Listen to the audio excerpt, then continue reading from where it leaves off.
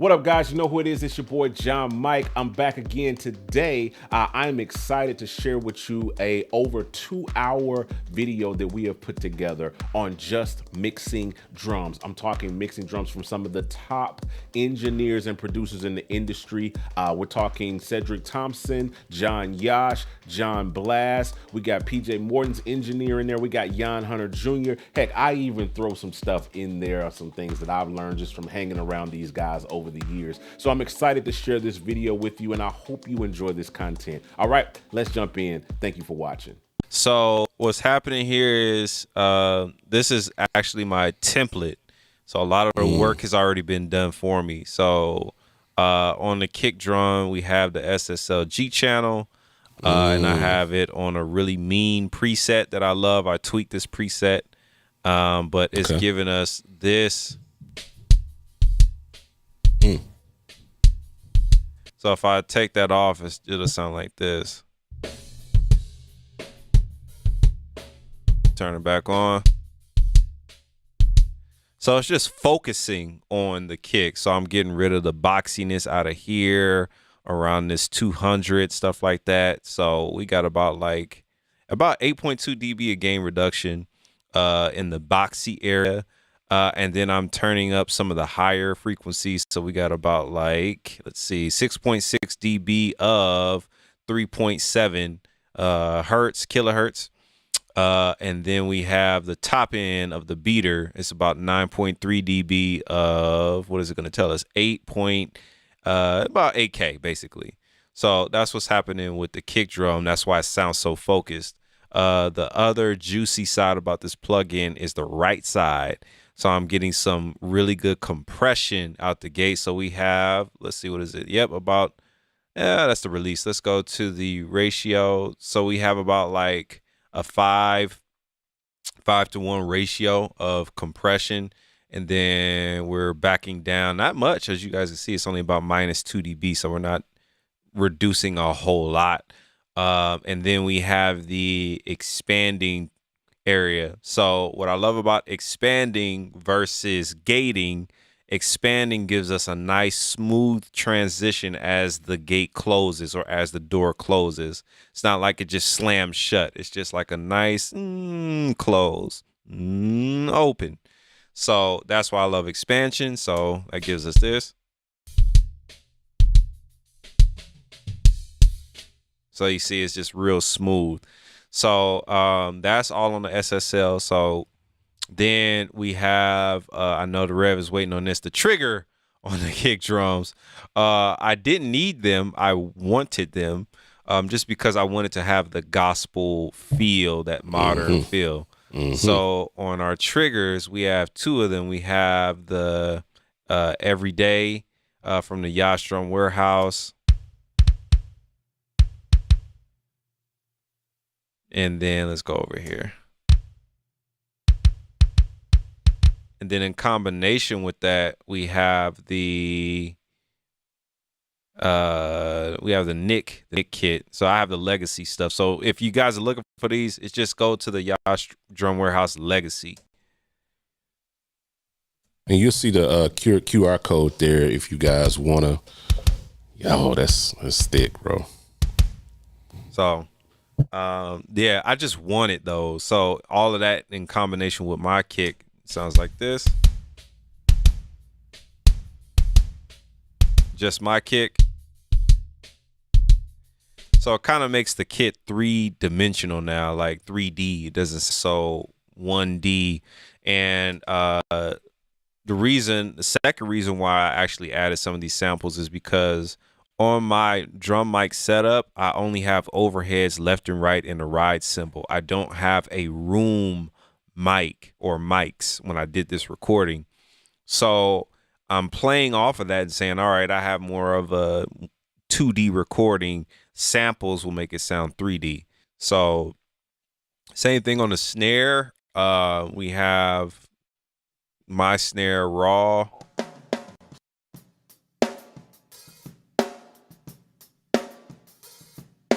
Then we have some verb on there too. That's Logic for you.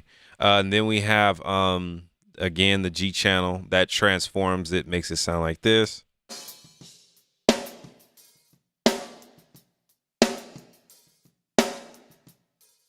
So you hear how it's coming in and out nice and smooth. That's the difference between a gate being on and an expander. So we have it more on the expansion side. So same kind of thing going on. I slammed this kind of hard, so the ratio is way more intense with 10-to-1 ratio. And then we're squashing this down. Sheesh. So we're squashing it down so we could get a nice, nice attack. You know what I mean? So, jeez. Yeah, it's a little extreme. People are afraid to make bold moves. I don't know why, but you can make bold moves. Like, you're allowed to do that. Like, if it sounds good, do it. Yeah. So then we have the combination snare. This one is more of a squash. Let me see. What is this one doing? I'm curious to see myself now. Oh, this is Squash the Kingdom Come. Mm-hmm. With no attack. Man, you know what's crazy? And you know what really elevates a track? Having the right drums. And speaking of drums, if you haven't checked out Yosh's Drum Warehouse yet, you're seriously missing out. We connected with Yosh, a 7-time Grammy Award winner, and we packed over 600 plus multi-sample sounds that work with any DAW and are perfectly formatted for Trick or Two. We're talking tons of snares, kicks, toms, and so much more. You name it, it's in this sample pack. So whether you're on Logic, Ableton, Pro Tools, Cubase, Bitwig, whatever you got, it's all here. It's ready to take your production to the next level. Seriously, go grab it right now. gospelproducers.com. All right, back to the show. So what you did right there, you duplicated the snare. This is your main snare. You duplicated it, and then you just slapped the snot out of it with a compressor, basically. You're parallel compressing your snare in just on a different channel, kind of like it's not busting it out to a compressor. Right. You duplicate it. So what's the science behind that? Why you would do that versus just parallel compressing it, just sending it out to a bus with a compressor on it? Why duplicate it? Yeah, I duplicated it. Y'all gonna be mad at my answer. It's just convenient. It's just the convenience. It's just convenience. Yeah, I mean, because again, this is from tracking. So I literally just took the snare and just hit boop, duplicated it, and then just squashed it. So yeah, but be careful with this with phase. Like don't be oblivious to phase. You can create phase issues. So the one way to bulletproof yourself on phase is go ahead, go to your utility, go to gain, mono, and then just slap that. Flip just in case. But I didn't have any issues on mine, so I didn't need it. But that's a good point. Sometimes it's just about speed. It's not always about a reason. And I just wanted to probe your mind to make sure that it wasn't anything different, because I do a lot of things like that. Just duplicate it and just move on because you're trying to work fast. Yeah, for sure. Yeah, this template has been law, and this template has been law for any of my gospel sessions. It's more refined now, but it's still the same blood and guts. So that's that. And so then we have 3 snare triggers from the warehouse. Go to the Legacy. We have the Vinny, the Slate, and the Joy. They probably have different names, so you have to listen for them. But these are the Legacy joints. So the first snare is this. Ring. Yeah, that's that Joey. Yeah. So lots of ring from that one. Then we have the Joey as well. Oh, that Joey right there. Yeah. The first one was the Vinny, right? Yeah, that's Vinny. Yeah. And then I put my own little sample in there. So all 3 samples give us this. Now it's very low in retrospect to my acoustic snare. Woo. I mean, it's majority of my snare that's carrying it. You only hear the ring of the samples, but you hear the attack and the realness from my snare. Yeah. So a lot of that is again attributed to a good recording. Because if I take the samples out of my kit, and then we just solo the drums, I mean, we're gonna get a pretty good sound. Mm-hmm. Exactly. Yeah. I mean, that's all me. That's yeah. You know, No, that's clean. So I just, again, style preference. I wanted them in there. I was like, I want that sound. Whew. But yours is still prevalent. It's still sitting on top of all of that, and you're getting that crack and that ring and that weight from the samples. Yeah, exactly. Yeah, Like, and it cuts through it because you got how many? Well, I know you got like 1,000 other tracks under all of that that's trying to cut through. Oh yeah, I mean, look, I mean, bro, you know what I'm saying? Like that's light work. So, Jeez. yeah, my Chastity, she gave me some light work on this session. Like the BGVs wasn't nothing out of this world this time around. Usually I would have 40 track BGVs. Right. So she gave me some light work. So it was pretty easy. So that's what's going on there. Tom's, I have to kill you guys for showing you this after. So I got all of your IP addresses. I got it in my notepad. And I see everybody. So after this, I'm coming after everybody and just take you out. Nah, on the Toms, it's a 3-chord fold. All right. So one good playing. The way I'm hitting the Toms is the first thing. I can't express that enough, guys. It's literally how you hit the drum. So, first chord of the 3-chord fold, performance. Listen to how the toms are being hit. Even. You can look at the transients and tell. Yep. The second thing is the recording. So, if I get this into...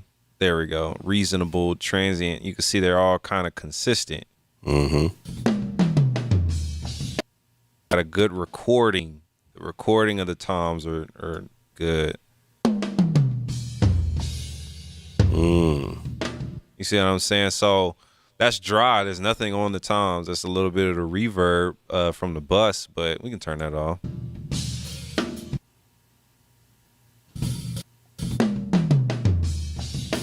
There we go. So we're getting a good recording. That's the next thing, and then finally we can get to the mix. So it's we have to do a whole nother video on how to hit drums. So yeah, definitely. It's a science to it, like the touch, and then the plugins will respond to how you played. So we have the SSL G channel. It's going to be a little monotonous, guys. So we got the G channel on the toms as our first line of defense. Now I'm using the G channel because it's giving me the nice, say it with me, expansion. So the expander is working in our favor to add or give us the illusion of we crossfaded each tom after it was hit. Listen to how the fade is on each one as I go across the rack toms.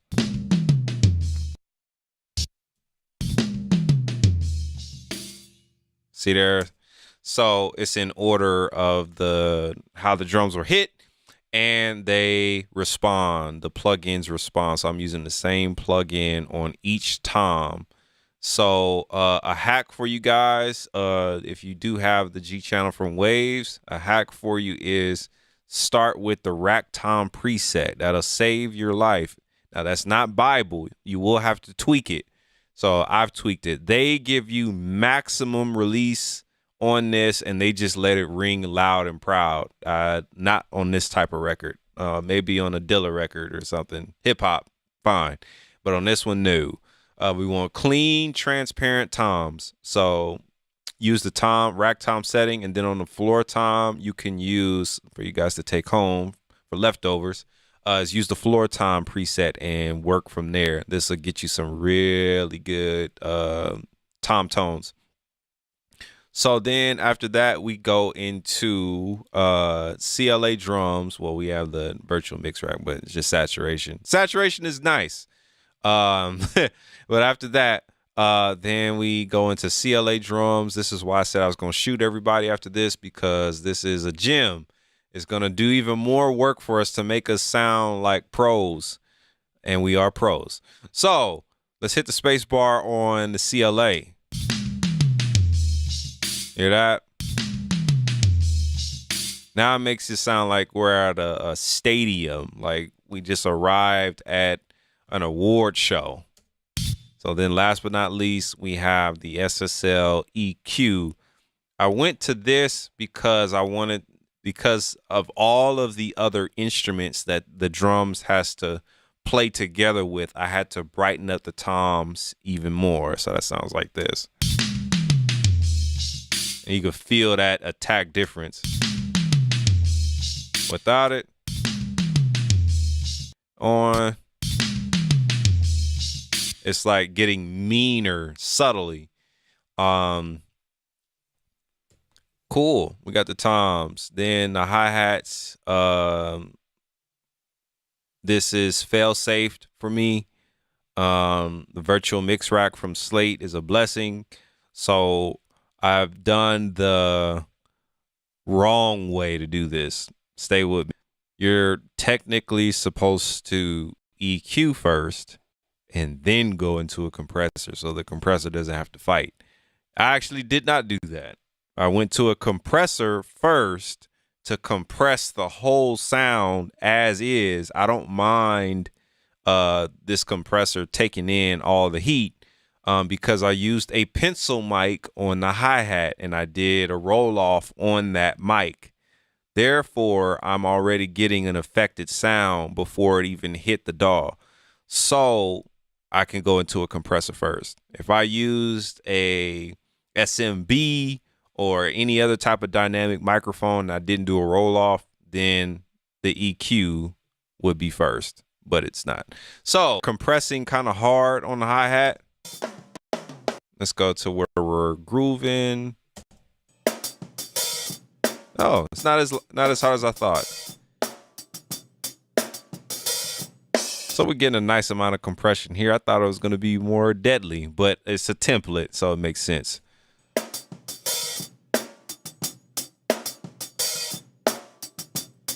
And you can hear the compressor working with that snare kind of jumping a little bit. It's kind of like, yeah, it's kind of jumping up, but it's controlling the focus on the hi-hat.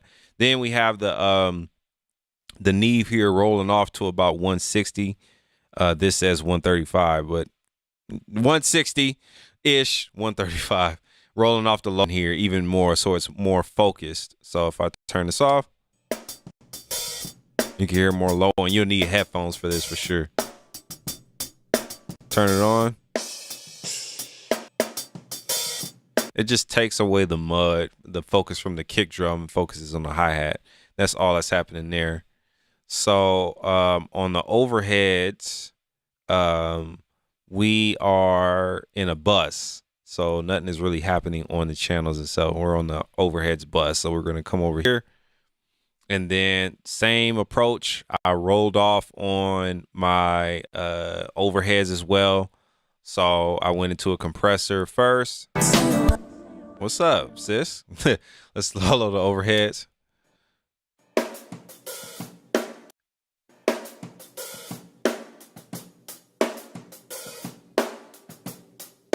So notice I'm getting a good capture of the entire kit.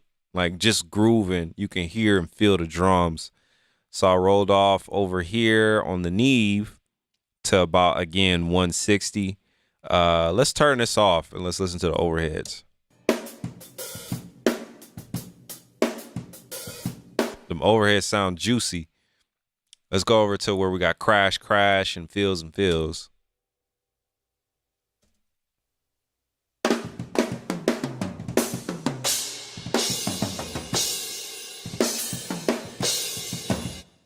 See there?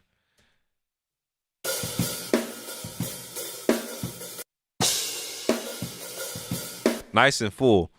I almost wanted to keep the overheads like that because they sound so good raw, but we got to make space for the rest of the instruments and the sonics of the record. So we did a roll off.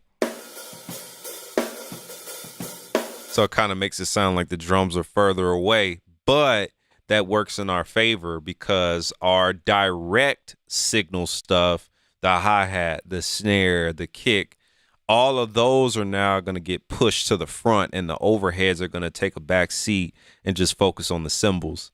So all of that combined gives us this.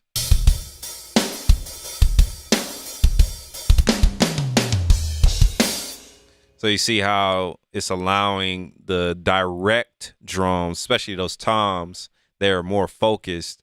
If you don't roll off as much on your overhead, sometimes they can consume the rest of your drum kit. So you just got to really be intentional about mic positioning and recording. Man, you know what's crazy? And you know what really elevates a track? Having the right drums. And speaking of drums, if you haven't checked out Yosh's Drum Warehouse yet, you're seriously missing out. We connected with Yosh, a 7-time Grammy Award winner, and we packed over 600 plus multi-sample sounds that work with any DAW and are perfectly formatted for Trick or Two. We're talking tons of snares, kicks, toms, and so much more. You name it, it's in this sample pack. So whether you're on Logic, Ableton, Pro Tools, Cubase, Bitwig, whatever you got, it's all here. It's ready to take your production to the next level. Seriously, go grab it right now. gospelproducers.com. All right, back to the show. Real quick, let's backtrack to the drum bus. The way to kill those transients coming in like that is by, again, this is a pro hack right here on your drum bus. And really a lot of your buses, but specifically the drum bus, we are going to put a limiter on the drum bus. And we're going to use this to tame those transients so everything is not out of whack. You can use any limiter you want that has a threshold and a ceiling. But what we're going to do is tame these transients. Now we don't talk about gain staging much and why that's important. This is why. I can barely even put a limiter on the drum. So again, we recorded into a template. So what we're gonna do is do some small problem solving. It's not gonna take long at all. So on the drums bus, we're going to check these plugins, see what's going on here. We're gonna gain stage our way through.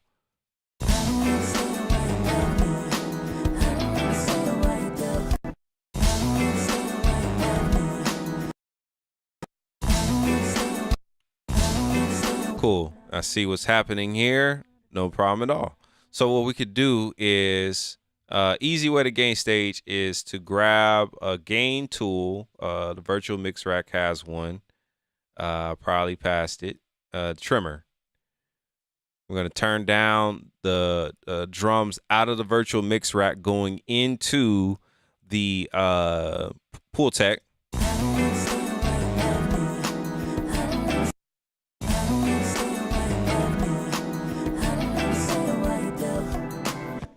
Perfect. And then we're going to do the same thing for the pool tech.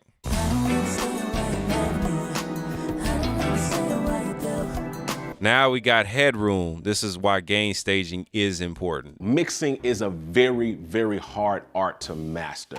I know because I've been trying to master this art for several years. That is one of the reasons why I do Mix Mondays. It's a learning environment, and every mix that I do, I learn something new. And I've taken everything that I've learned over the years and we have poured it into our mixing templates. Mixing templates are a great starting place, and we have created several templates that allow you to get up and going quickly, and we have created them for Logic Pro X, we have created them for Pro Tools, for Studio One, for Ableton Live, and so many others. So if you're interested in taking your mixing to the next level, or even just getting started, make sure you check out these links down below in the description of this video and grab your template today. All right, back to the show. Actually, of course, this plugin is fine. Now we can check our limiter again to see where we are. This is what I want to see. Nothing. So we can come down.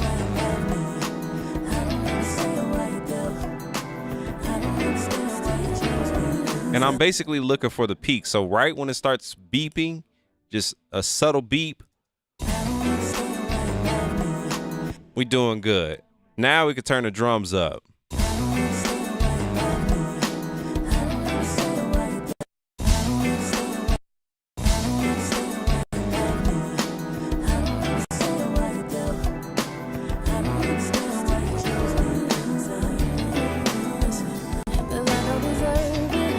See that? Now let's look at the master.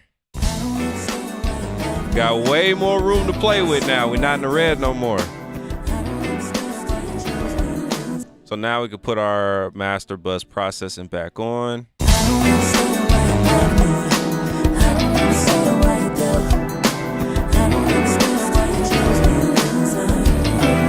All right, so see how that makes a difference by gain staging.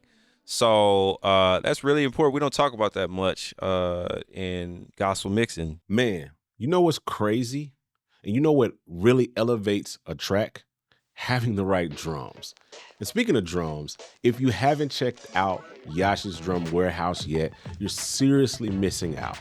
We connected with Yosh, a 7-time Grammy Award winner, and we packed over 600 plus multi-sample sounds that work with any DAW and are perfectly formatted for Trick or Two. We're talking tons of snares, kicks, toms, and so much more. You name it, it's in this sample pack. So whether you're on Logic, Ableton, Pro Tools, Cubase, Bitwig, whatever you got, it's all here. It's ready to take your production to the next level. Seriously, go grab it right now. gospelproducers.com. All right, back to the show. First thing you'll notice on the drums here is that I'm not using the live kick on almost any of the song. Down here I am, but that we'll get there. And most of the song actually ends here. The rest of this is a praise break that we mixed later. But I'm using a sample, and because this isn't the first song on the album that I did, I probably made that decision based on a whole other song. But let's play what the actual kick is and what I was thinking at the time. And just for routing purposes, this is going out the drum sub. There's nothing on the drum sub. So we're hearing this raw as I play it.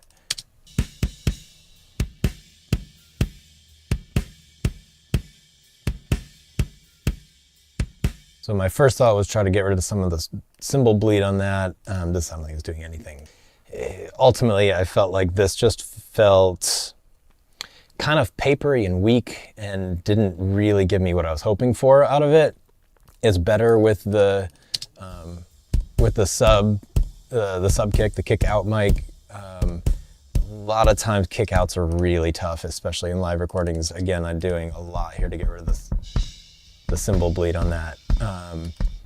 And the bottom line was I wanted something that hit a little harder and was punchier and had a tight kick, tight low end to it. So I picked this, which is a Yosh sample from the Yosh drum. He included it in the drum warehouse. So that is readily available. And it's also a kick I've used for a lot longer than that's been available. Great kick drum. This is where I ended up on that, was muting altogether the live kick. A lot of times I'll blend them together. I'll use the samples for what I need them for, if that's a little bit extra low end or a little bit of punch or a little bit of tick or something on it.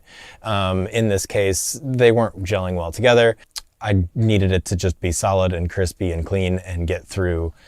So I ended up just using the sample on it. Not true for the snare, which there's two different snare drums on this one, the side snare and the main snare. The main snare here, or the side snare here, that the song starts with is this. So what I hear initially listening to a drum like that is, okay, why is it a side snare? Like, what are we looking for that's different than the main snare? So if I listen to the main snare, okay, so that's a pretty high, tight snare drum. And this is obviously a very low, kind of looking for some depth, right? So I used this Oxford drum gate on it. And I chose this because, again, trying to get rid of cymbal bleed. But this drum gate is a smart gate that can look specifically for the drums that you want to let it go through, if it's a kick or a snare or a tom, and you can train it to learn the right hits. So you can eliminate things in very tricky situations. The thing I love most about it, though, is this frequency dependent decay time. So you can see where this fundamental tone of the drum is, and we can let a quick decay time up here where the cymbals are and a long decay time down here where the drum is. And so that eliminates a lot of that like that comes through.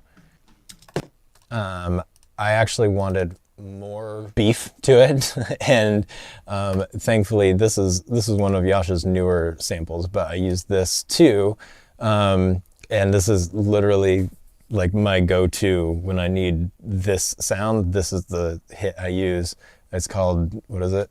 Hard BR 10 snare wallet one shot, and it sounds like that. Kill the reverb. So it gives me a little bit of the on the top, which I felt like was important. I wanted some sizzle, some snares on that snare, and it also adds even more of the beef and the depth. And so together, I feel like we're maintaining the integrity of what that drum is supposed to be doing, and that's what I was looking for with that sample. I added some verb as well, just a little bit to that, none of that, and some of this. But it's a wood room. Here, I'll crank it up for you. So that's what that's doing. And in context, so kick and snare together.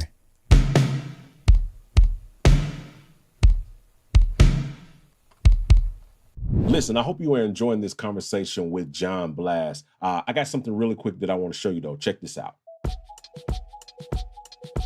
Hey, this is John Blass. You may have seen that I just announced my Gospel Producers Mixing class. My intent here is to let you into my thought process, my insights, how and why I do what I do every day to create the best art that I possibly can for clients that I respect so much. I get to work with some really incredible artists, and this is how I think about mixing and music and art and how I get to the finish line with these records. Click the link in my bio or scan the QR code to gain access to this class.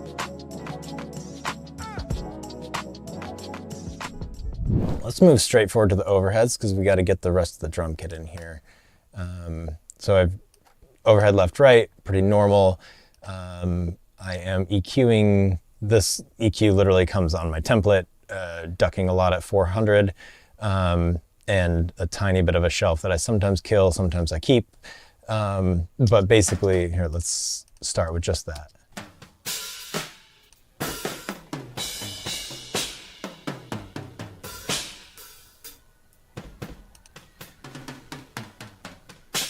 All right, so I think that's pretty clear what that's doing. It's this.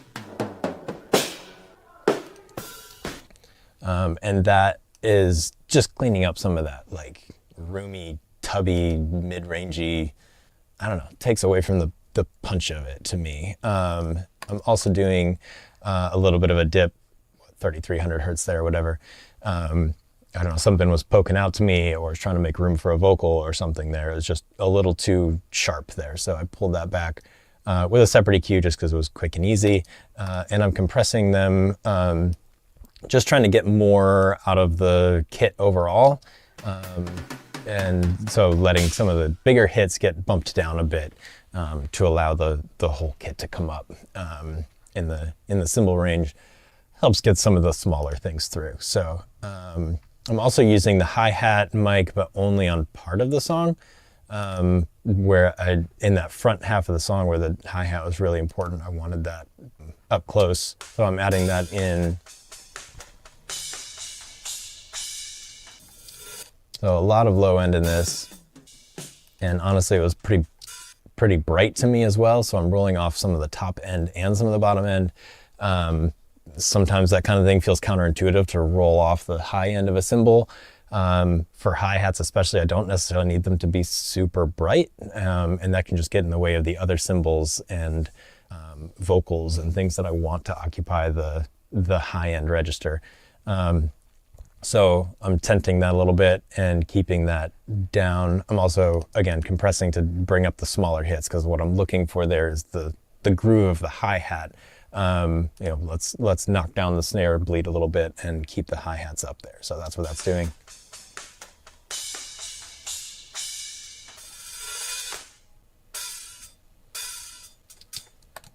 Next, let's move straight to the toms. These are well-recorded toms, no replacement or anything on them, and they sound good, I think.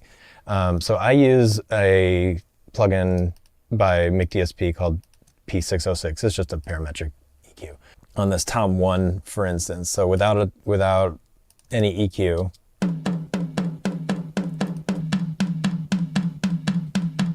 so what we're getting rid of here, let's see, the best way to show this. Let me just turn this off, turn this off. So if we turn that on, like that's that sound I'm getting rid of. And like I'm getting rid of all of it, right? Like at least a lot of it. And then what I'm trying to do is get some more attack out of this side. So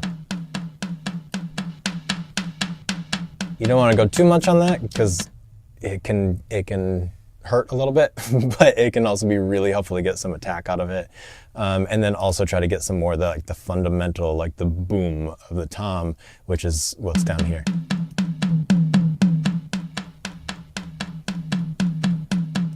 So generally what I'm doing is adjusting the frequencies, the cues, and the gains of 3 bands typically on any given tom, so that in general they have that kind of tick, that kind of boom, and not too much of that tubby, roomy thing. So here's like a tom fill with and without EQ.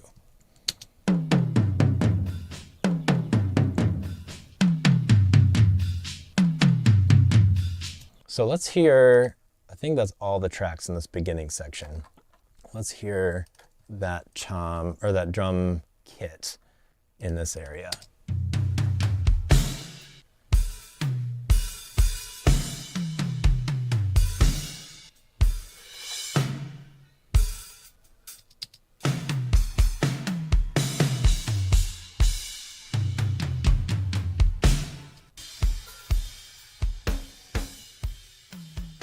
Man, you know what's crazy?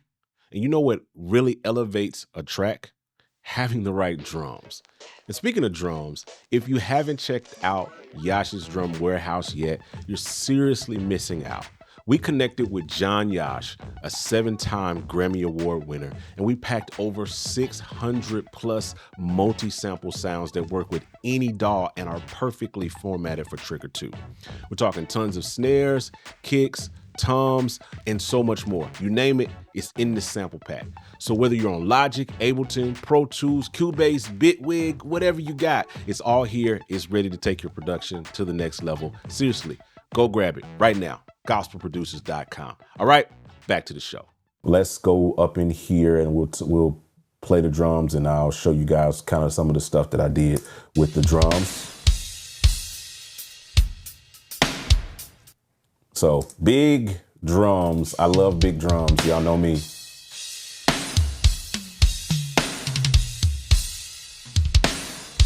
So nice big drums, big fat drums, of course. I'm using, let me bring it up on the screen. Of course, I am using Yosh Drum Warehouse on the drums. Of course, why wouldn't I not? You know, this is how you get these big fat sounding drums in here. So I'll just break down. Let's start by just muting the triggers. And I'll take this off for just a second because I'll bring it back up. You can hit that QR code, go back and get that if you need when I pull it back up. I'm gonna mute the triggers. I don't even think these might be triggers. I think I printed them. So these are the raw drums.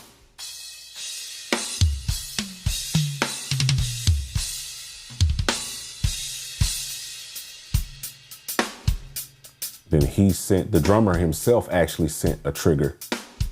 So I think this is his regular snare right here. No, actually, no. This is his regular snare.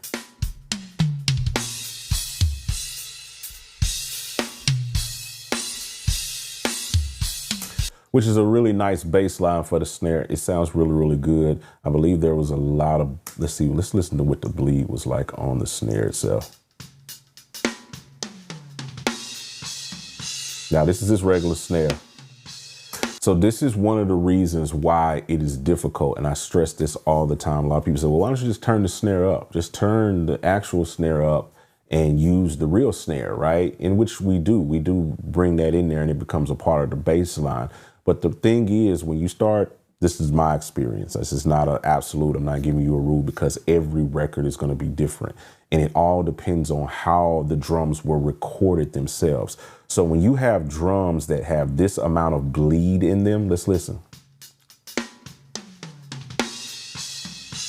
Where you can pretty much hear the entire kit in the mic, that's where you have issues and you run into problems with phasing and everything, because the snare is going to go straight up the center, right? So if it's going straight up the center and I start like processing that and bringing that up and really doing some stuff with it, then it starts to bring that information up into the mix, which is in the center. So it starts to mess with your lead vocal. It starts to mess with anything that's coming up the center.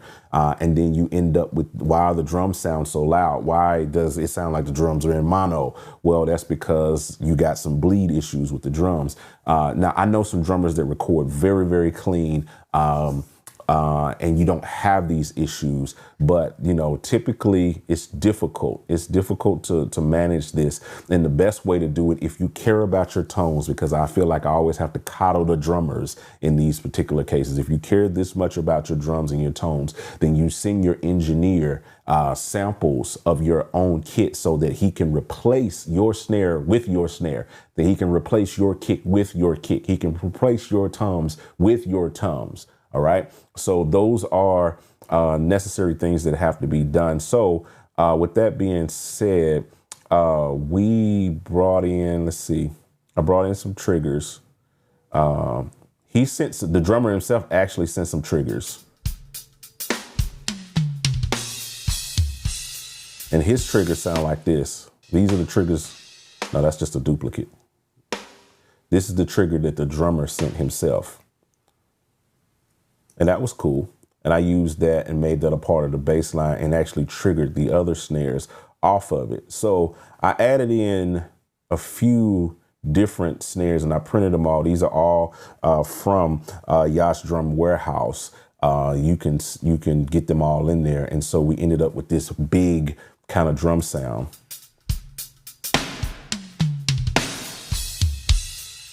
And then I added in a couple of kicks from the warehouse as well.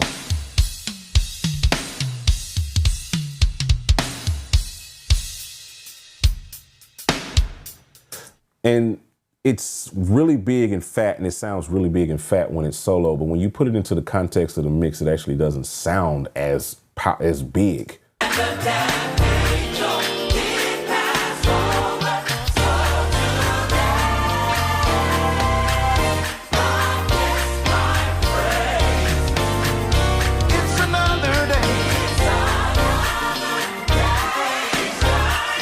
So you see what I'm saying? It doesn't really sound as fat when it's in the actual mix itself, where you got all of this other information going on. So if I'm muting all of my triggers and just relying on the drummer snare itself, this is what it ends up sounding like.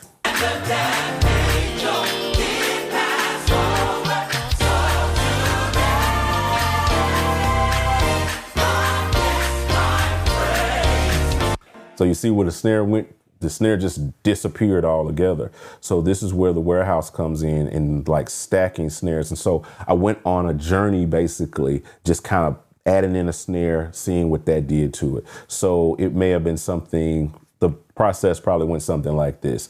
So I would have, we're gonna mute and we're gonna add them in one by one to kind of show what that snare did. So we'll start with the Brett snare, which is a part of the warehouse.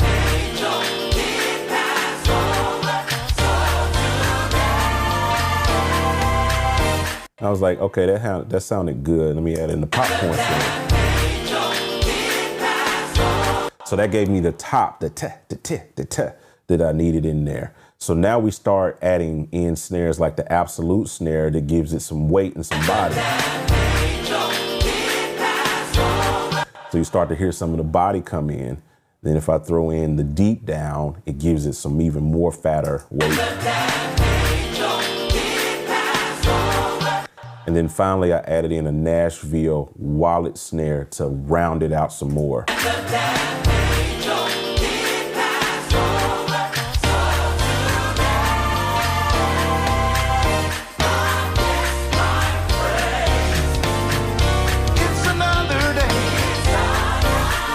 So you see, you end up with that. Now it really starts to shine when we get down here to the vamp and everything's driving. Now this feels like church.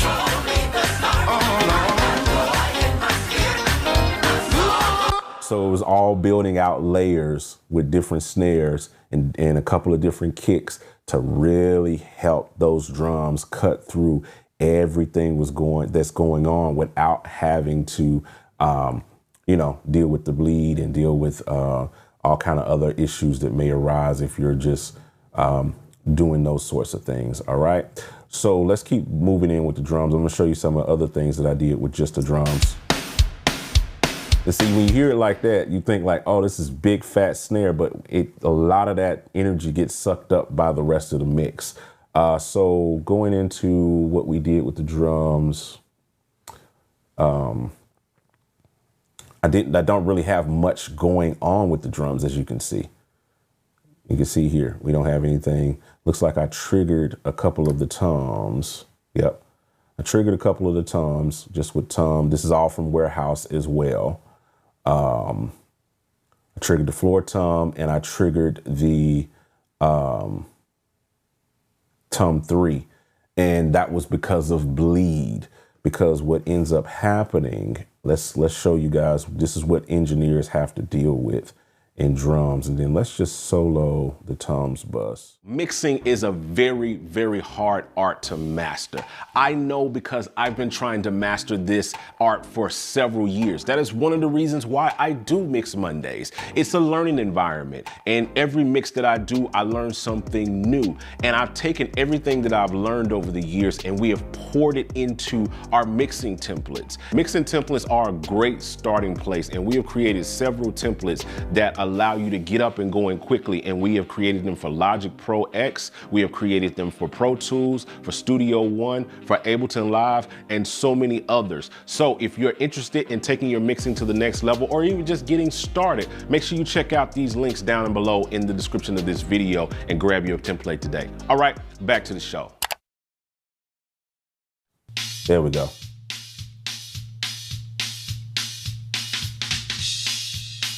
See that?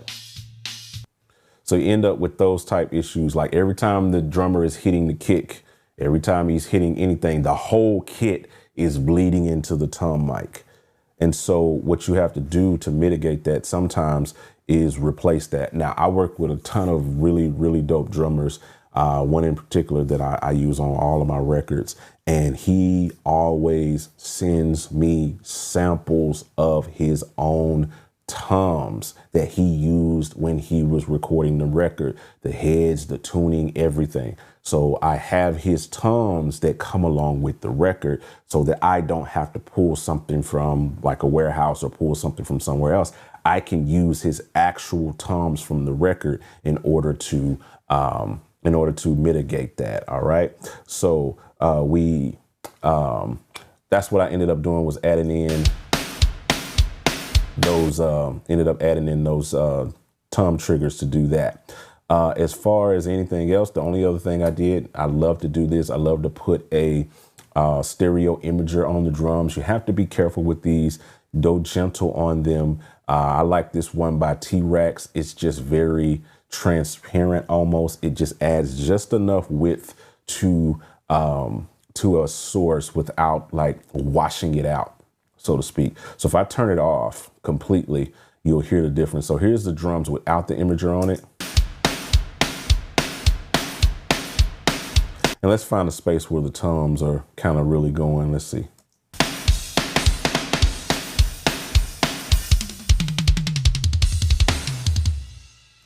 Right? So you have that section right there, right? That was without the imager on. So I put the imager on. See how much bigger the drums sound?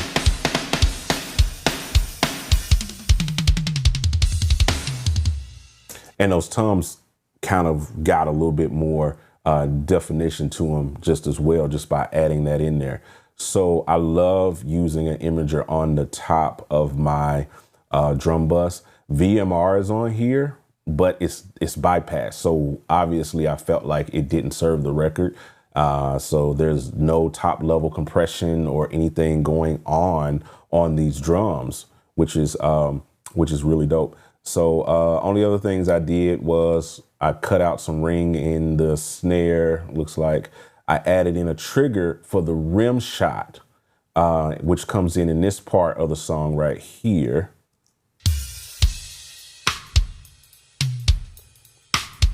Which again, the drummer's rim shot was not cutting through the mix without having to do extreme surgery on it. So it's just as simple just to bring in the warehouse and be able to. Thank you, Jesus. Because you see how much other space, things that are living in that space. You got claps going on, you know what I mean? You got other stuff that's living in that same frequency range. So it's easy for like something as small and insignificant as a rim shot to just get lost in this space. Thank you, Jesus.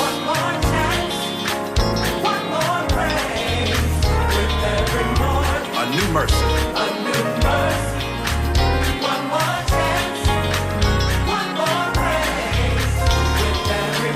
So you see what I'm saying? You want to make sure that you kind of get that going. So triggers here.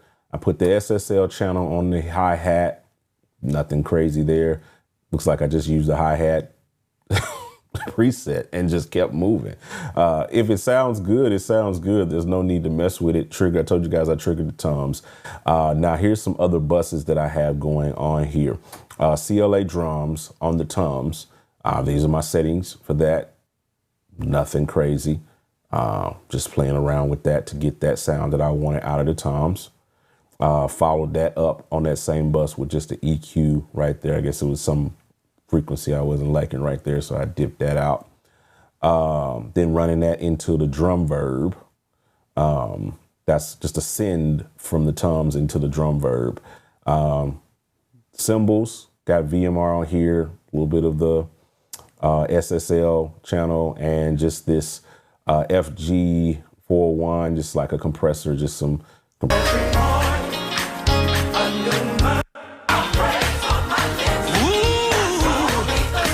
and it doesn't see that it's really doing anything. It's probably just there to catch some stray transients.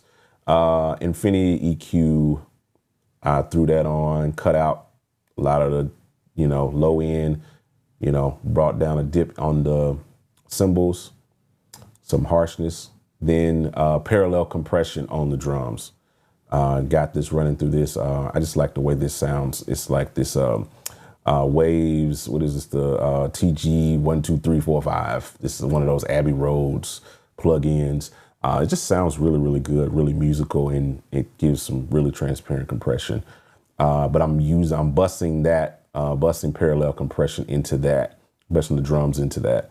And then the drum verb is just simply the Waves IRL. And, REQ is just there in case I needed to EQ some stuff, but don't look like I did anything to it. Just running it strictly through that, which produced the drum verb that you hear. And that's the only verb I have on the drums outside of what's coming out of CLA on the toms. The side stick situation, what I did was I cut a section out right here of the snare top, and I just dropped it down to a clean track right here. And then just added in our session snare side stick. That was the one that just kind of stuck out to me for the most part during when I started working. And that the one that just kind of worked.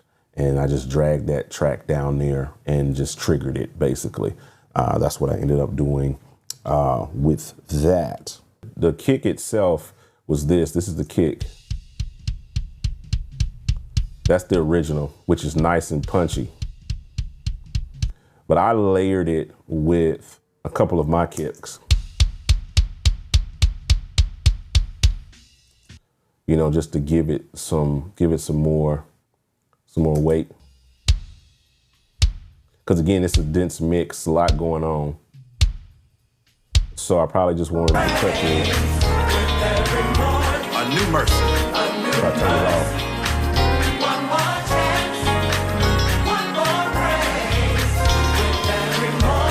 off. So you can see that's all it is. And those are just a couple of kicks out of the warehouse. I can't tell you which ones at the moment without going back to a previous save. And that is the drums, all right? Man, you know what's crazy? And you know what really elevates a track? Having the right drums. And speaking of drums, if you haven't checked out Yosh's Drum Warehouse yet, you're seriously missing out. We connected with Yosh, a 7-time Grammy Award winner, and we packed over 600 plus multi-sample sounds that work with any DAW and are perfectly formatted for Trigger 2. We're talking tons of snares, kicks, toms, and so much more. You name it, it's in this sample pack. So whether you're on Logic, Ableton, Pro Tools, Cubase, Bitwig, whatever you got, it's all here. It's ready to take your production to the next level. Seriously, go grab it right now. gospelproducers.com. All right, back to the show. Here's a little quick tutorial on how to use these samples with Slate Trigger. First, if you watched my video on recording, you'll know that I usually created a trigger track for my snare drum and my kick in order to trigger easily with Slate Trigger. But you can actually do this off of the original snare. It works really well. I'm just really particular and make sure that every hit's in there perfectly, and it's easier to trigger. So the way you start is you open up your Slate Trigger and you go to the browser and you look for Yosh Drum Warehouse, which you have to put in there.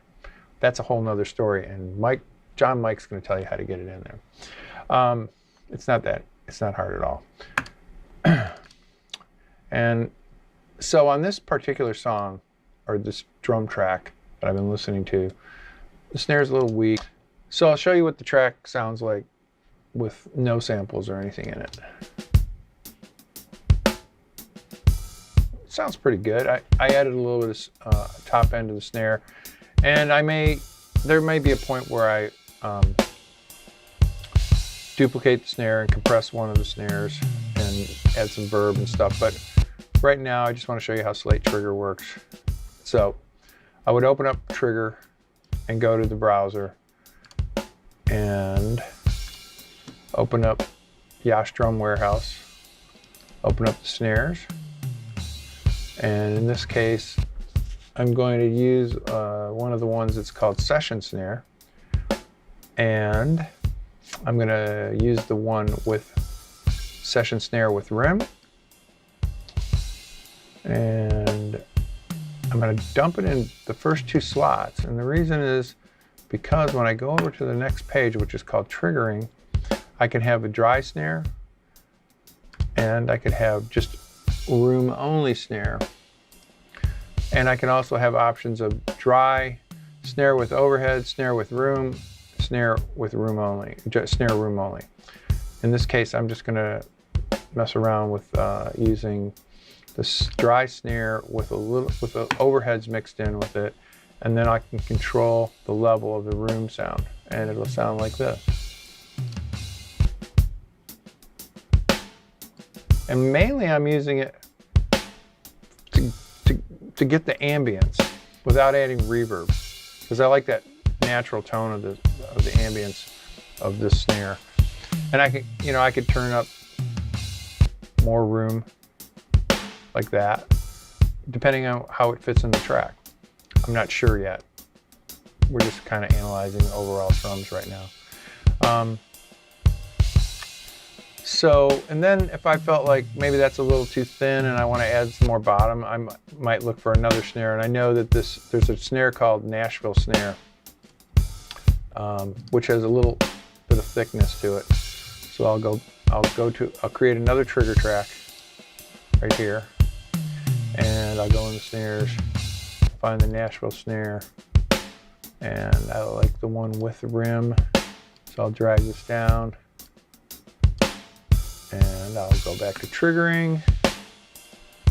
Dry with overhead, dry with room, and it sounds like this. And I'm mixing these together. And I added a little more low end to it. So right now I'm listening blind without listening to the whole track, but I kind of know what the whole track sounds like. So I know that this combination is going to sound fairly nice inside this track. We've got the original snare. We've got a snare that has a nice tight high end snap to it, and then another snare that has some low end, and I'm going to mix them together. And I'll decide the relationships later as I'm listening to the whole track. I'll start blending these back and forth until I get the feel that works the best for this particular tune. So once you get a sound, it's easily saved in Trigger, and I've actually saved some of these settings already, so I can go in here and look, and I actually have what I call Yosh snare, Nash snare, and I can just call it up, and I have it saved, and if it works on another song, it works on another song. If it doesn't, we'll try another one. And I've saved this one over here. This one's called Session Snare, and easily recallable.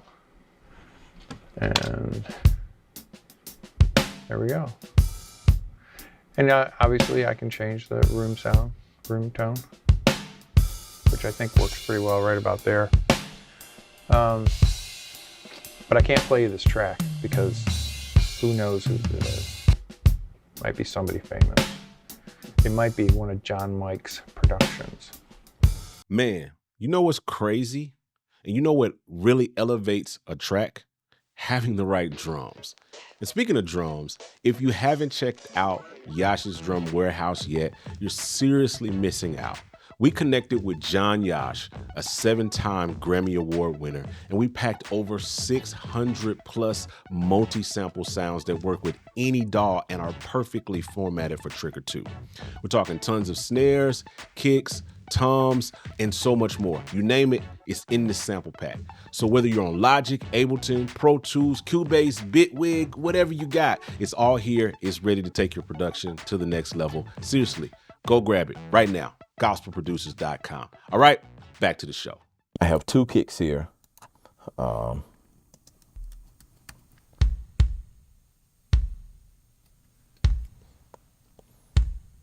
And so what I did was I triggered another one here to also make up kick 2. I gated the first one and then committed that, so there's no noise in it at all. And I'm sending the kick to a bus here, and basically all I'm doing here is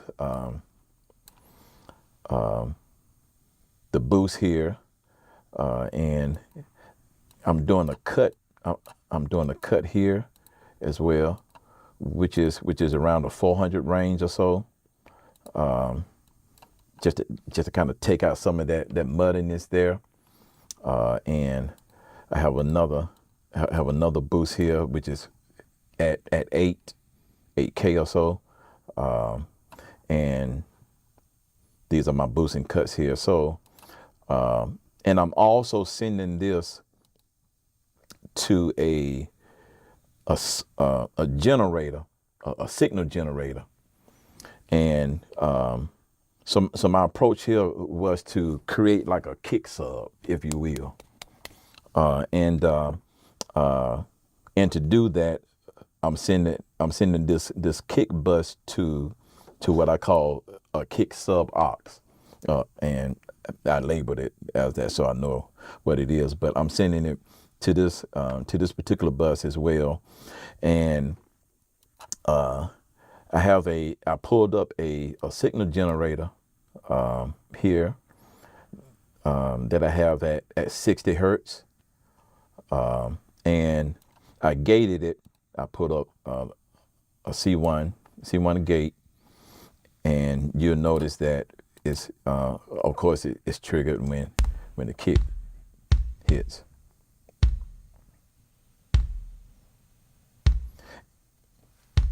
that again, that's basically, you know, to add a little subharmonic there to the kick, and that was in this template. Now I do the same thing in my mixes now, but I use a what's called Boom from Plug-in Alliance, and it basically and I normally always set it to 100 or so, and so it makes life easier for me now. But same approach. Okay, I normally like to have my bass close to the kick as it relates to the way I'm looking at my tracks.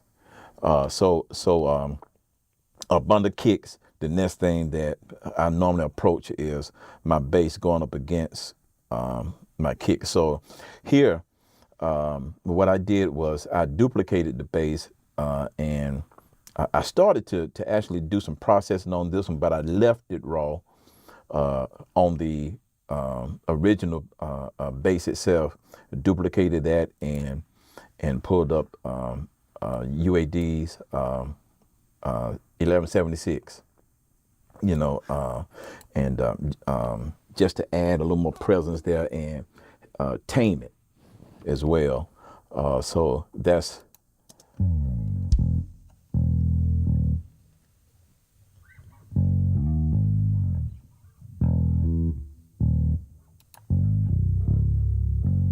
so you can hear the difference there. And I'm sending that down into our bass, you know, to add a little more grit to the bass as well. And again, I'm going after that nostalgic sound, you know, the old classic sound. So, and to be able to kind of keep that at a certain volume, you know, so it wouldn't go down below. I didn't necessarily want to bring out another compressor, but this is kind of what it does as well with the max volume. So I pulled that up as well, you know, to keep it at a certain threshold. And here, with the snares, let's take a listen at the snares right quick.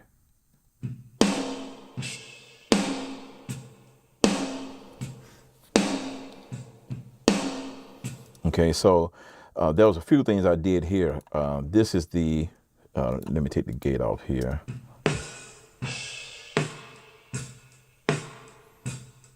So you can hear that old classic snare there.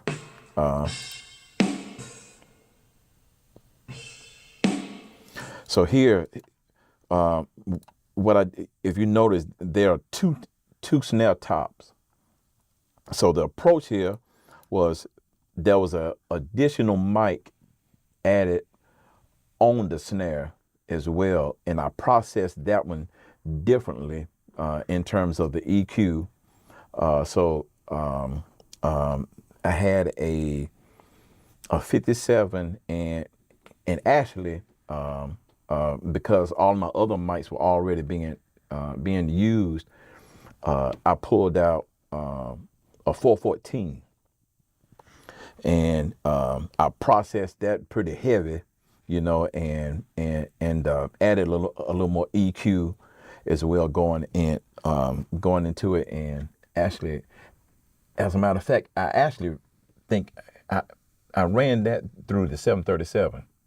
Actually, most of the time I'm using 737 for bass.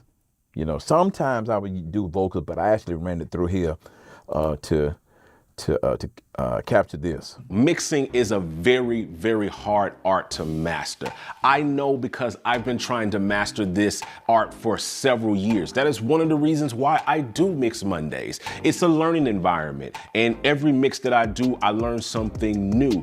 And I've taken everything that I've learned over the years and we have poured it into our mixing templates. Mixing templates are a great starting place, and we have created several templates that allow you to get up and going quickly, and we have created them for Logic Pro X. We have created them for Pro Tools, for Studio One, for Ableton Live, and so many others. So if you're interested in taking your mixing to the next level or even just getting started, make sure you check out these links down below in the description of this video and grab your template today. All right, back to the show.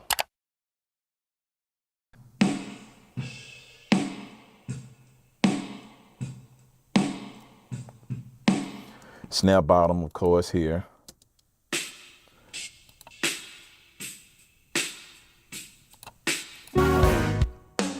And to add a little attack, I add some triggers as well.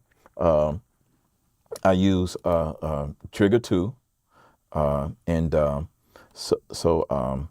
pulled up some sounds. Again, also thanks to Yosh warehouse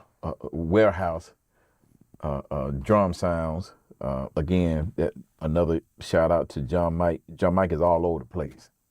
So shout out to to John for these sounds. So I pull from those sounds to add some attack to the snare, which is and I pulled up 2 instances of those, which is this and one, in which they all make up. And so I sent them to this Q8. Nowadays, I'm kind of going to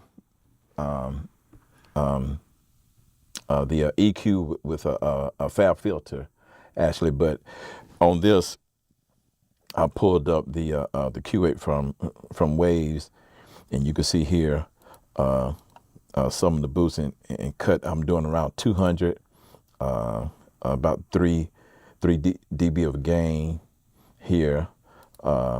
Here, I'm right at about 3K here. A boost there, and right at 8K. I'm sorry, 8K. I did quite a bit of boosting here, about 9 dB of gain here, and that gave me that. Hi-hat, I really didn't do anything to.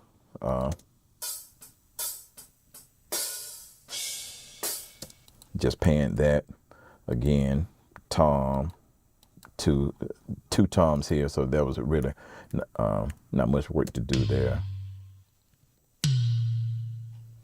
Okay, and then I just ran those into their own aux or bus as well, EQ'd them, and just did a little notch here around 5K or so, and added a LA 2A here.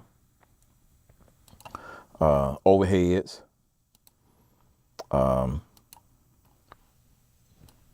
Basically here.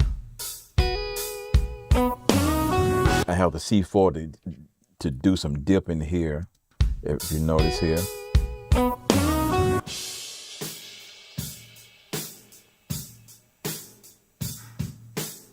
Without it, it's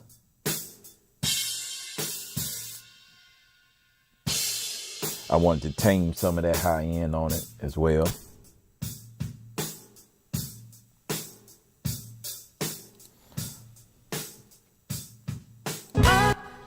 And sometimes what I'll do as well, if there's too much noise or stuff that's inside of the overheads as well, sometimes I'll bring in at a certain point, some samples of cymbals for crashes as well. So you'll notice here at this one spot here, I bought this in, and that was just to kind of have something else alone to add sustainability there at that point.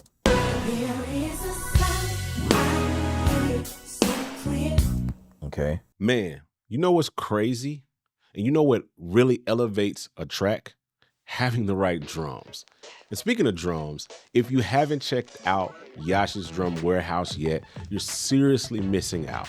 We connected with Yosh, a 7-time Grammy Award winner, and we packed over 600 plus multi-sample sounds that work with any DAW and are perfectly formatted for Trigger 2.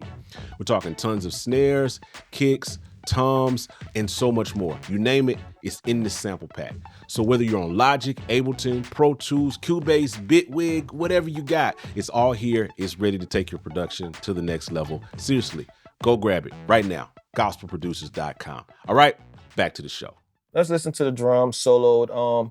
I did do a good bit of sample replacing on here with some different samples. Of course, as you can see, I auditioned a whole bunch of stuff. Sometimes I blend. You see I got a whole bunch of different variations, 70s kick, rock god, new kick, some things that were made by me, some things that I found from other places or other people. But the kick drum, that one I did like, which was titled The Mint Kick Dry. I didn't commit it because sometimes I go back and forth, but I added a little Vogue on that joint, you know, for those of you who know, that's Voice of God, which is just basically some sub-harmonic stuff, man, to add that extra bottom to it. Here go after the bridge, going into the last chorus and then into the vamp, give y'all a sample.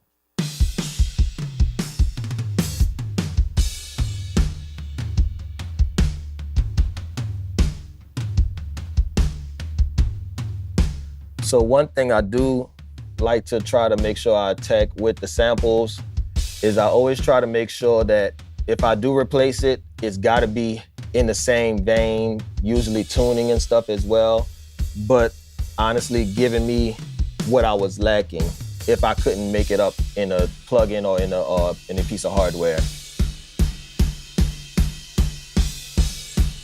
So we got this stuff. Of course, no sample replacing on the actual cymbals or anything of that nature. But let's talk about the toms. So the way I treat my toms, I usually group my toms. As you can see on this one, I actually didn't even clean it up like I would normally do because he wasn't as busy and he had a lot more control. That top one was a committed tom, the first rack tom. The rest of them wasn't really cleaned up and stuff like that, although I am using a little bit of trigger. I do like the vibe that Chris Lord Algae, I think that they honed in on some stuff. From time to time, I'll throw this on my toms bus. It's not always on the tom setting, actually. Sometimes I actually use it on the kick setting. It's very weird, but it does something to it that adds a little bit of, you know, like body to the drums. A lot of people really be thinking that this compressor on here is just a straight up compressor, but it really does some parallel magic. So that helps bring some of that body out the toms. What's next on here? New joint that I've been really dealing and liking and actually digging into, which is emulation of a 1073 by Blackbird. The Blackbird console by Kit Plugins, I'm sorry.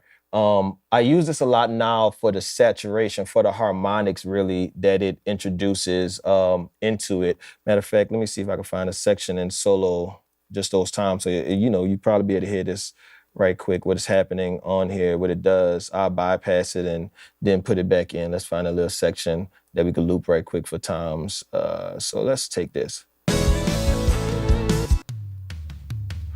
All right. So, but putting it in, it just adds a little bit more body and that harmonic information to it, you know what I'm saying? And I did boost up a little bit on the top, bring a little top in there as well. Let's see what else I threw on the toms. Let's see, probably just a regular Pro Q. Yep, normal stuff, just to tame it a little bit more. I didn't really do no side chaining or no extra like stuff on there. Cymbals, I always do my metals usually together as well, which this one, the recording, it was clean as far as overheads and hi-hats. So all I did was just like some bus EQing and stuff to it, which I usually go to with the Mac DSP, which I really like. This version, I think the latest version, whatever it is. Nothing really heavy. Because of this record, I wanted way more of the body to not be in the overheads of the snare and of the toms and stuff. I rolled off some of that low end and put a little bit more brightness on it. Let's see, and after that, probably some more. Oh, Shadow Hills, yo. Shadow Hills. It's just kind of close to the setting I normally used at this other studio that I used to work out of. It was just like my go-to compression for overheads. All of that stuff is sent down to my drum bus, which has some glue on it, the bus compressor from the SSL.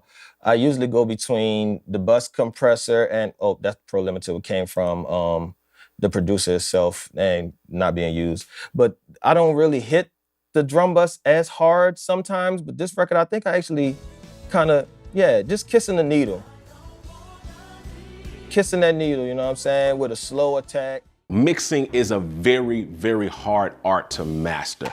I know because I've been trying to master this art for several years. That is one of the reasons why I do Mix Mondays. It's a learning environment, and every mix that I do, I learn something new. And I've taken everything that I've learned over the years and we have poured it into our mixing templates. Mixing templates are a great starting place, and we have created several templates that allow you to get up and going quickly, and we have created them for Logic Pro X. We have created them for Pro Tools, for Studio One, for Ableton Live, and so many others. So if you're interested in taking your mixing to the next level, or even just getting started, make sure you check out these links down below in the description of this video and grab your template today. All right, back to the show. And then for this record, I went ahead and put a limiter on here. I don't normally put a limiter on drums. This record called for some reason, it worked. You know, sometimes you got to push that that envelope. And then from there, we wanted it to feel bigger, of course. So I have a few plug-in options that I like to dive into. The main one I actually used was this company 7 Heaven Professional, which is basically like a Bricasti emulation. So I used the room. It's called the Fat Chamber. It really sounds pretty much exactly like the unit when I used to use the hardware. It's really good. So I'm gonna play this. Let me put the drums in solo again for you. Play a little bit with it on, and then I'll take it off.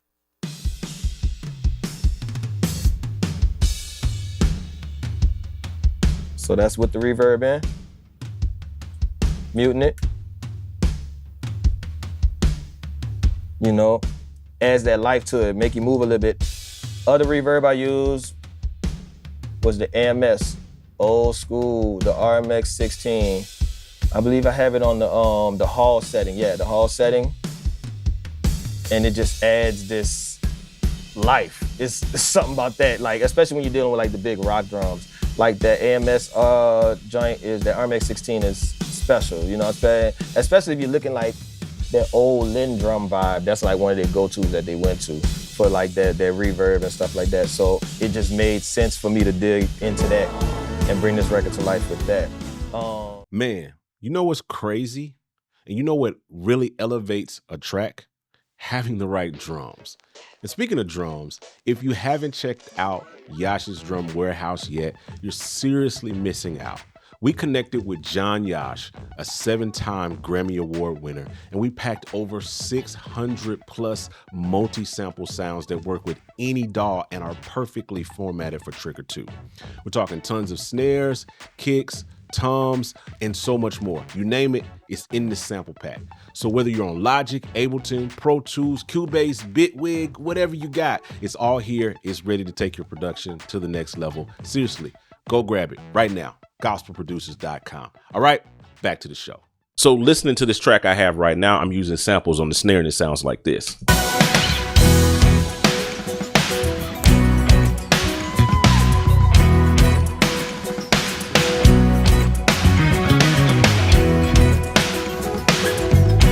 So as you can hear, like I said, it sounds a little sterile, but if I bring in these tracks right here, and I'm gonna show you what I did in just a second, it sounds like this.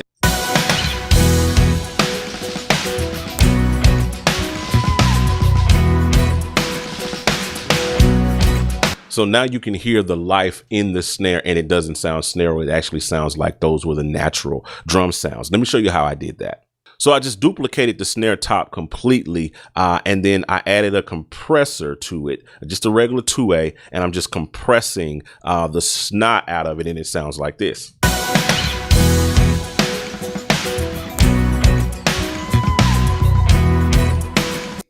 So still sounds a little sterile, right? But you can hear more of the ghost notes start to come up because of what was being played on the top. But where the sauce is really on the snare bottom track. So we got the snare bottom here because it's reading those bottom snares, the actual snare, which is on the bottom of the snare, and it's actually reading that. So I did the same exact thing. I just dropped another 2A on it, and we compressed it at the same thing. I just copied the settings, and now when you bring that in,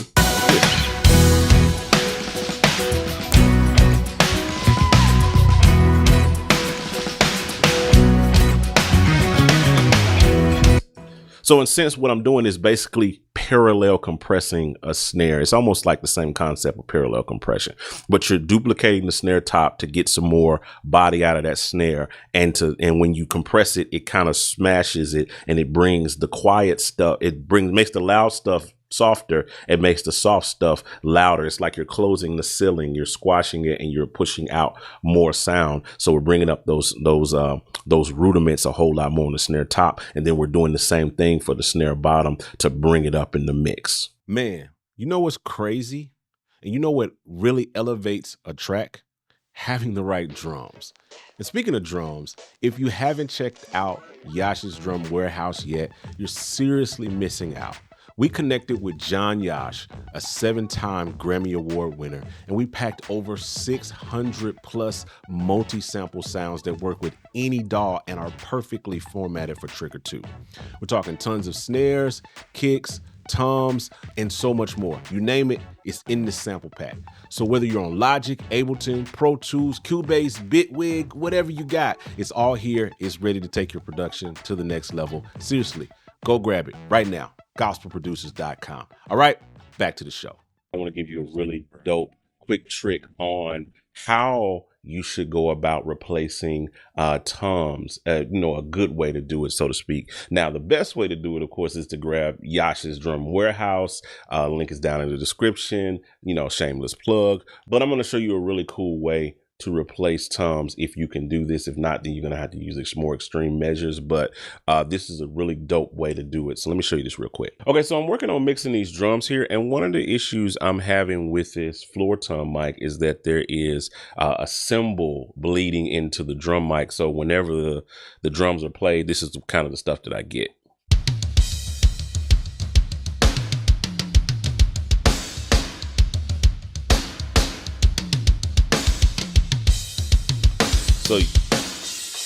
So you hear that tat, tat. Let's listen to it. Let me just solo just the floor tom here. Right here.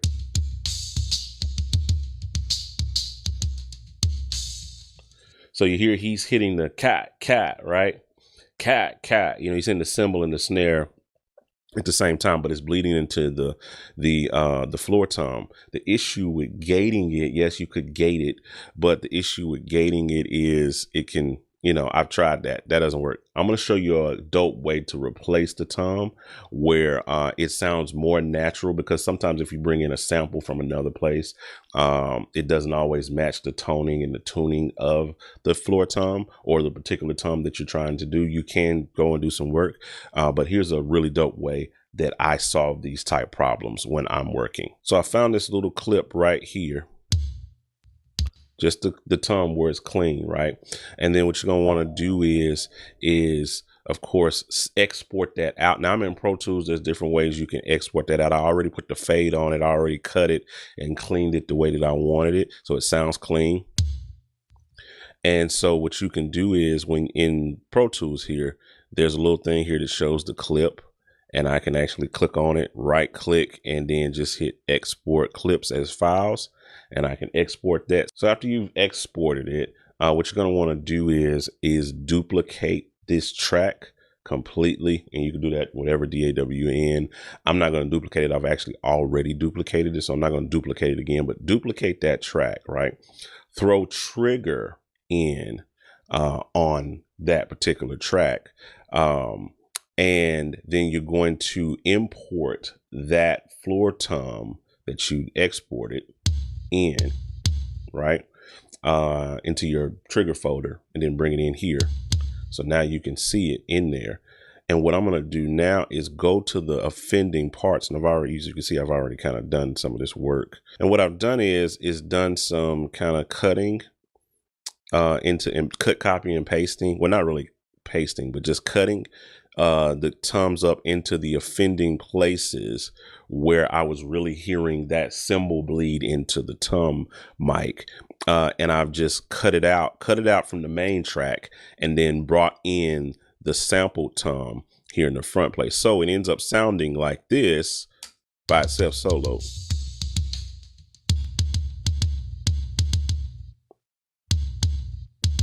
Because Trigger is triggering it. It's triggering those transients. Right? So it sounds a little funky by itself, right? But when you bring it into the context of the actual drums, this is what you end up with.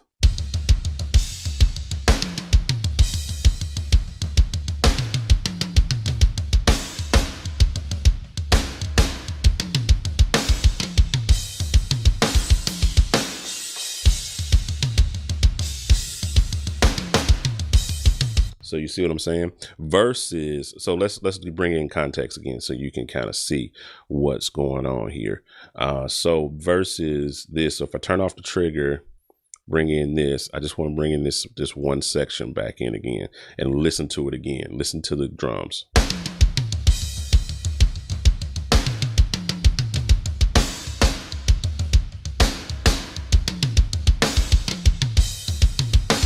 See, that bleeds in, so you can hear it there. But now, bringing that back and bringing this back in. Now let's listen.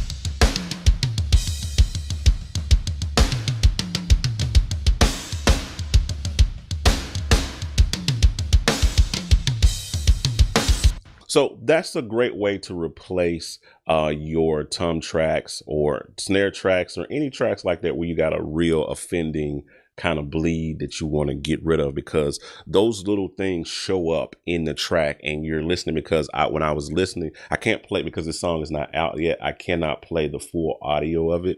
But when I was mixing it, when that snare and that cymbal was hitting on that part with the toms, it was just horrible. It sounded like a clap stack. That's what it sounded like but I knew that's what it was. It was bleed coming from the toms. So it just sounded weird when, you know, the full context of the track. So I had to go in and do these little things to clean up. Now, if you don't have, you can't find a clean hit of the tom, then you're going to have to do something a little bit more extreme and maybe replace the tom altogether. And when you do that, a lot of times you have to replace all of the toms to get some consistency. You have to replace them with using something like Yosh Drum Warehouse, shameless plug again. You would have to replace all of the toms to get consistency across them all. Otherwise, you're going to hear a do-do-do-do-do-do. Something's just totally different, right? So this is a quick fix that you can do. Man, you know what's crazy? And you know what really elevates a track? Having the right drums. And speaking of drums, if you haven't checked out Yosh's Drum Warehouse yet, you're seriously missing out. We connected with Yosh, a 7-time Grammy Award winner, and we packed over 600 plus multi-sample sounds that work with any DAW and are perfectly formatted for Trigger 2. We're talking tons of snares, kicks, toms, and so much more. You name it, it's in this sample pack. So whether you're on Logic, Ableton, Pro Tools, Cubase, Bitwig, whatever you got, it's all here. It's ready to take your production to the next level. Seriously, go grab it right now. gospelproducers.com. All right, back to the show. So we got this song. So I got some drums on here. And I've done a little bit of work here, just some EQ stuff, nothing really crazy. I got this silencer thing.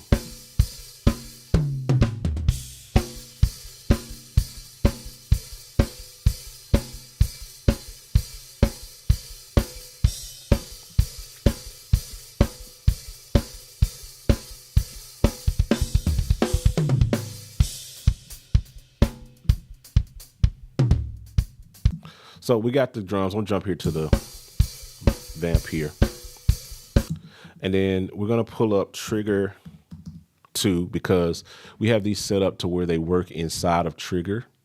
And you can literally load these files straight into Trigger. And I can go to the browser, and I got Yosh Warehouse, right? So what we're going to do is, I don't like replacing drums. I like layering drums. So what I'm going to do is, we'll start with the kick, right? So I have a kick in and a kick out. Let's see what they sound like. Kick in sounds like this. That's cool. And the kick out sounds like this. It doesn't sound like anything. Oh, because I got Trigger on there. So this kick one, which is the kick in, is really egregious, but I also got most of my transients from here. So I'm going to put this over here. And let's go in here to the browser. And let's find, I'm going to go into the legacy. There's this kick called a very fat kick. Sounds like this.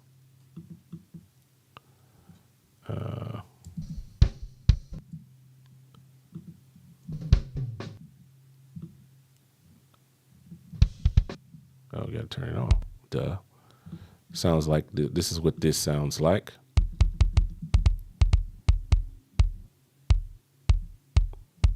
And so what we'll do is just kind of bring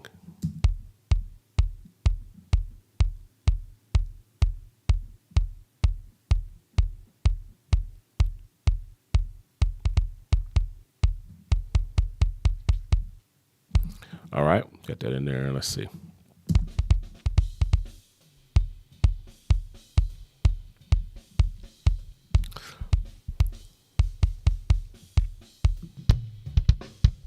That's the original.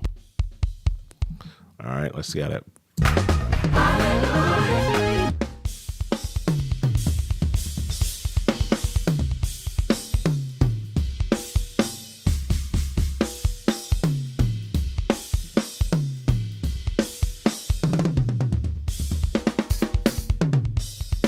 All right, I kind of like how that sounds. Then what I'm gonna do is throw an API 550B on there. Is it stereo? It should be mono. Throw mono on there. There's a preset I like on here on kick that just always does it for me. I think it's just called Bass Drum 3. Yep. All right. So we got that in there. And then we're going to go to the snare. And then what I'm going to do with the snare is I'm actually going to just duplicate the snare. This actually works in audio. It doesn't work on MIDI in Studio One. So I'm going to duplicate the snare. And then we're going to pull in a couple of things just to make the snare cut. Because when I pull it in the regular mix,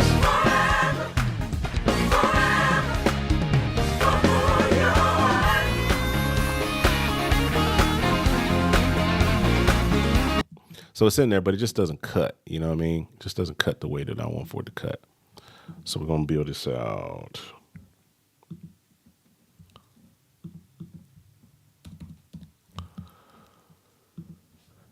And let's see what we got in here. We'll go some stuff from volume 2. There is a snare called the popcorn snare that I really like. Sounds like this. Really gives some pop to it, right?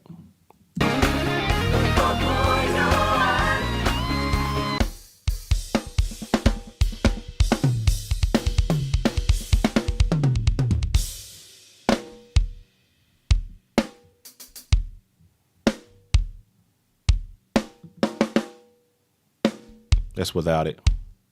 That's with it. It just adds a little bit of pop.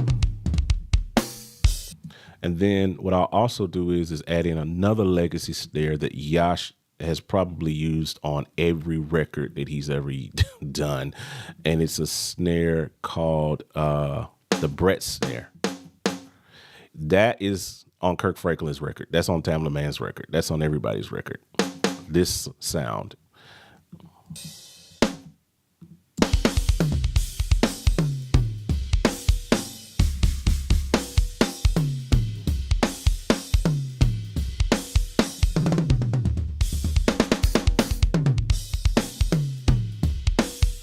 Then we blend it. You know what I'm saying? We're still trying to preserve the top of the snare, the regular snare, but we want to get that in there. So next, what I'll do is bring in another joint. I think it's called, I'm going to use the BR10. This is not that one. It's another one. I think it's everybody's favorite, but I'm going to show you something dope. So these are multi-samples, and you can choose to use the one with overhead. So even with the popcorn snare, I can go grab it with overhead. That's with the overhead. And then this is with the room. It's the room in there, or I can just go dry. But I like with overhead. And then this is with overhead, but I'm going to go room only on this. And we'll bring it up. So that gives me a triggered snare that sounds like this. Right? Starts to sound like a gunshot, but that's going to help it cut through the mix without having to even use reverb.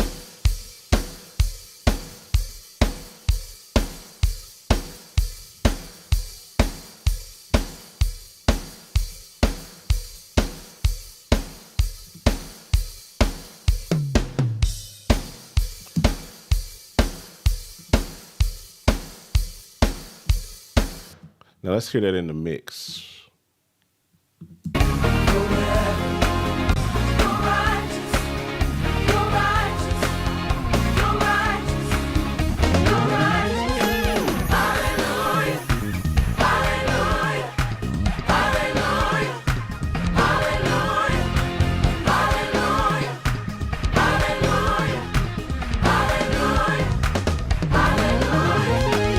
So you hear how it's starting to cut through the mix a little bit more. And this is not the full mix, but you can hear the drums start to cut through a whole lot better. So if I turn off the triggers.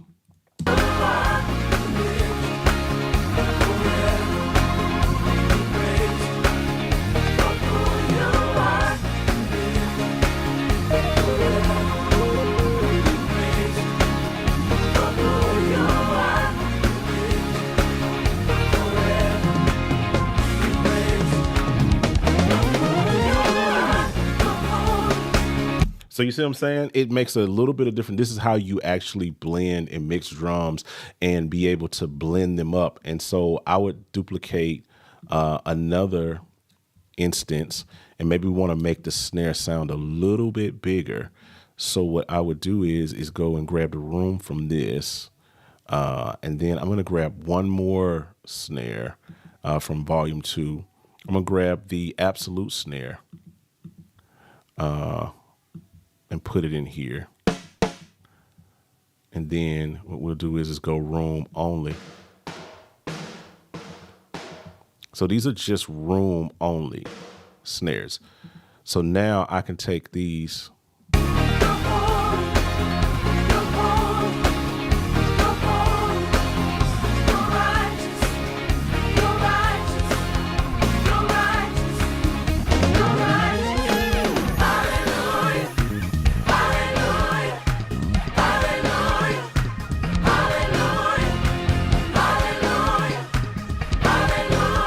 So you hear I starting to cut through, and I haven't even added in compression. If I, took these snares and then just grouped them into a bus channel, we call this snare, because that's typically what I would do in a mix. Give myself a snare bus, make sure that they're all routed to that bus, right? And then I would easily just grab something simple like a CLA 2A, right?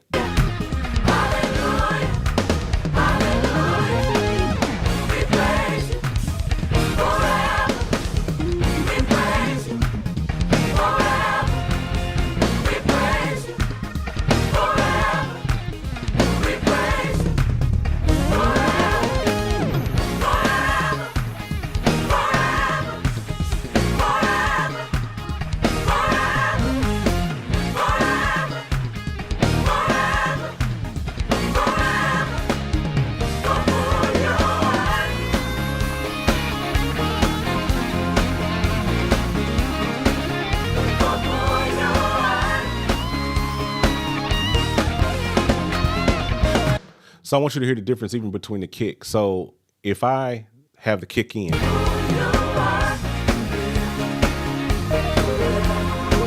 so y'all hear the kick punching through, right?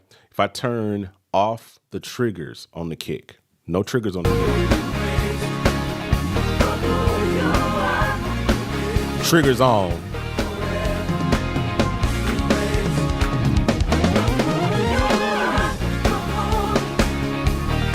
Then if I turn off the snare triggers,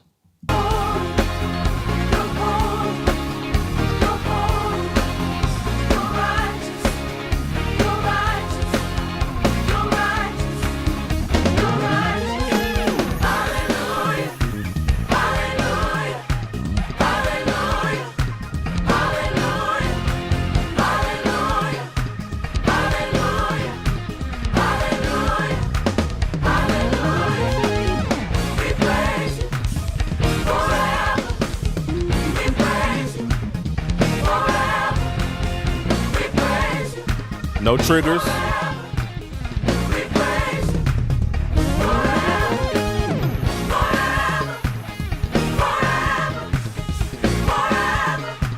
Let's bring them back in. Night and day.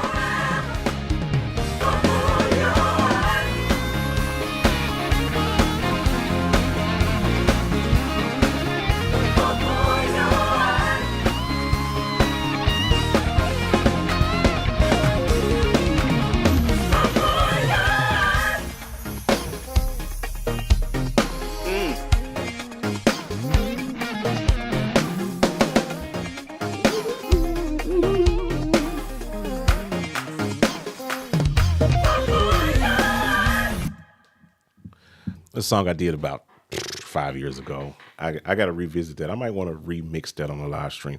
But that's pretty much like the that's pretty much how I would use samples and how I use samples to like mix track and dial in a song. And as you can see, I don't really have much going on the drums. I don't have like 50 plugins. I don't even got anything on the drum bus yet. If I was mixing it, I probably would go ahead and put in something on the drum bus. But as you can see, I'm able to take a drum mix from, let's again take the triggers off.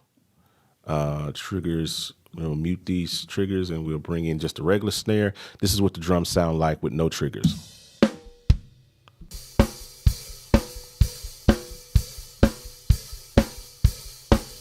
Then this is what they sound like with the triggers on.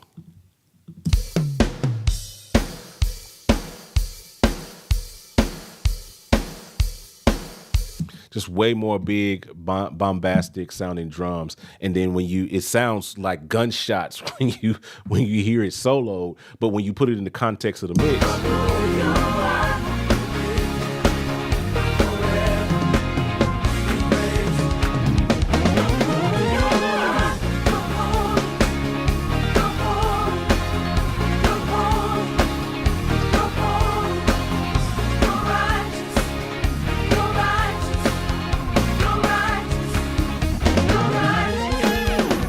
so you hear how like it really adds to the ambiance, and that is how you can use Yosh Warehouse to up your games in drums and make them sound good. And I was able to dial that in, and if I wasn't talking through it, I could probably dial that in like 2 or 3 minutes, just literally duplicating the track and blah, blah, blah, blah, blah. And I can have a really dope drum sound. Man, you know what's crazy? And you know what really elevates a track? Having the right drums. And speaking of drums, if you haven't checked out Yosh's Drum Warehouse yet, you're seriously missing out. We connected with John Yosh, a 7-time Grammy Award winner, and we packed over 600 plus multi-sample sounds that work with any DAW and are perfectly formatted for Trigger 2. We're talking tons of snares, kicks, toms, and so much more. You name it, it's in this sample pack. So whether you're on Logic, Ableton, Pro Tools, Cubase, Bitwig, whatever you got, it's all here. It's ready to take your production to the next level. Seriously, go grab it right now. gospelproducers.com. All right, back to the show. So first thing we're gonna do is take a listen to this record.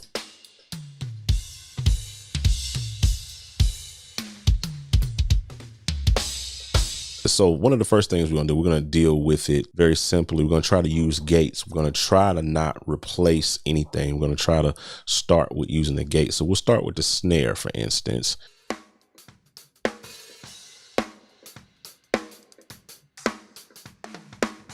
we're going to dig over here. And let's turn this on. And I like to use slate drum gate.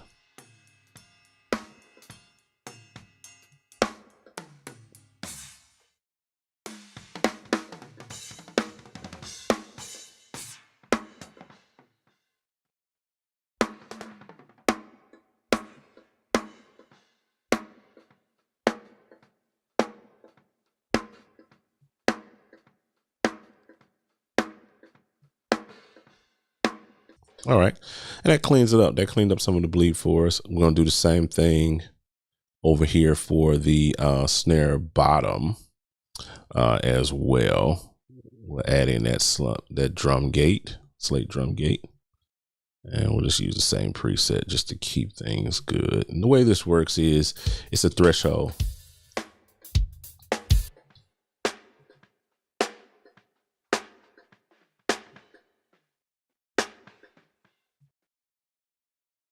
Anything below that level right there is getting cut off. You can play with your release a little bit.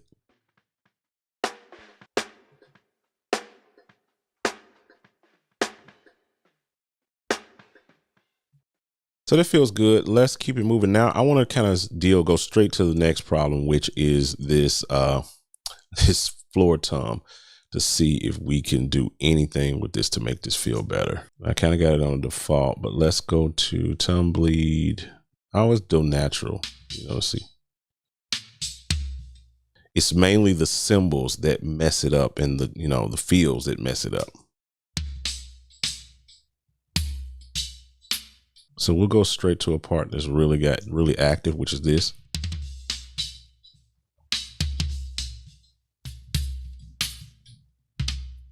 Listening, I'm counting the tom hits that I'm hearing.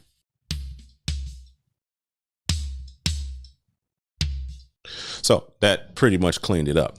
Now that's the trial and error, the tedious part of it, but let's see if it translates in the actual mix itself.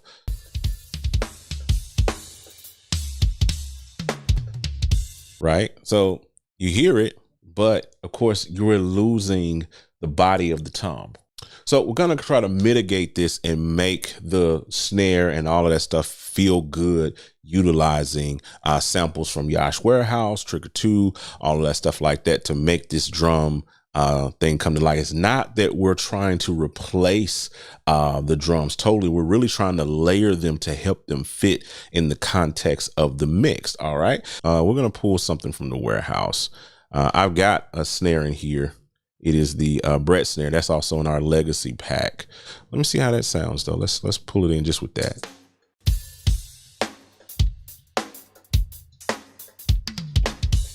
That's with it.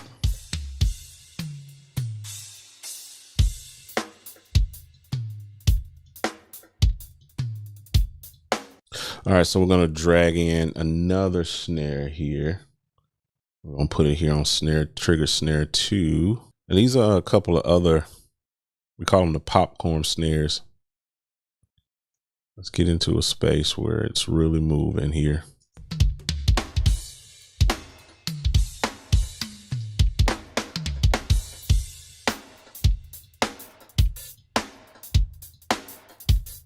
I'm really looking now to add some weight to the snare so it really cuts through the mix. I like our wallet snares.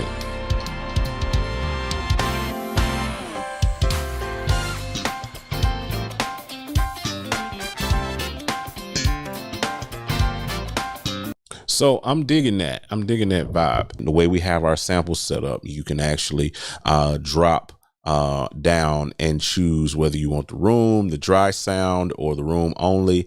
I like to blend the room and the sample itself in to get that. And then we just kind of threw in the Nashville wallet snare for that nice, tight, dampened snare, and it makes the snare feel tight. Now let's move on and let's deal with these toms here and see what we can do to make this feel a whole lot more natural. So here's a pro tip when it comes to recording drums.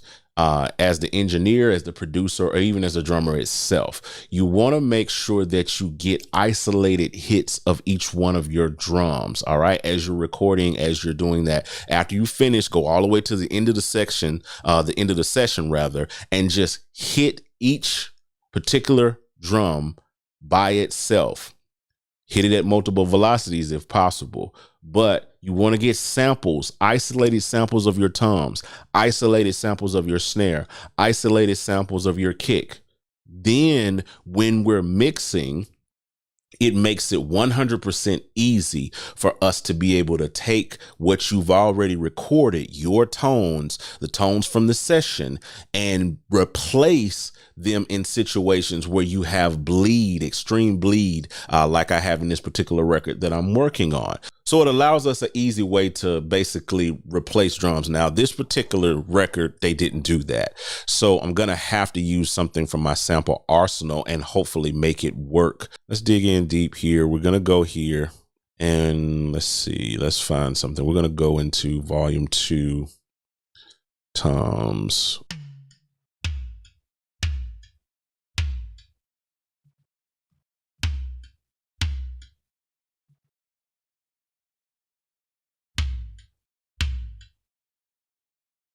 So I got to find something that matches closer to what's already on the record. We can tune it, but. And then I definitely need to turn off my gate. That would help.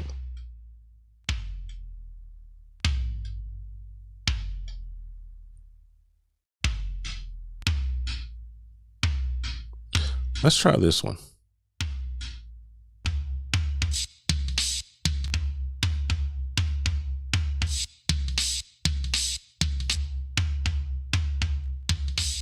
So the context is trying to make sure that you make it fit inside the context of the mix. It may sound funny, a funky solo, but can you tell when it's in the context of the mix?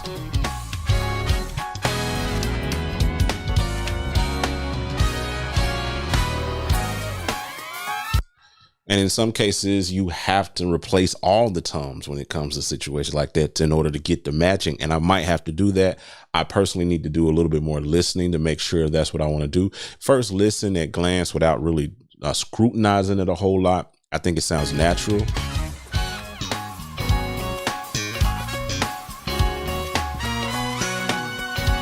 Because I'm trying to get out of the mind of knowing it's a sample there and listen for pure listening.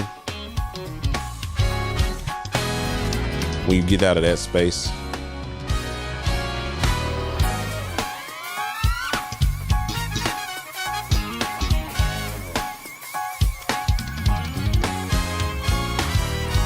yeah. Again, the better way to do it would be to actually have a sample of that tom by itself. You know, that's the only way that you're going to really get the full gamut of it. Otherwise, you're just shooting in the dark with it. You know what I mean? So that's all we can kind of do with that, and just kind of work with it. But let's dig in a little bit deeper. Now, I've already got my reverb locked the way I like it. And you know, it's just basically a plate that's sending a little bit from each one of that. And then I got it going to a parallel compressor. Now that I got it to a place where I like it listening, I added in my FN to just a little air on the top, a little 2 dB. That's all it is really here, just top end EQ, and then a little bit of a parallel compression type situation added in there. And then that's all I've really added in. And this is where we're at now on the mix.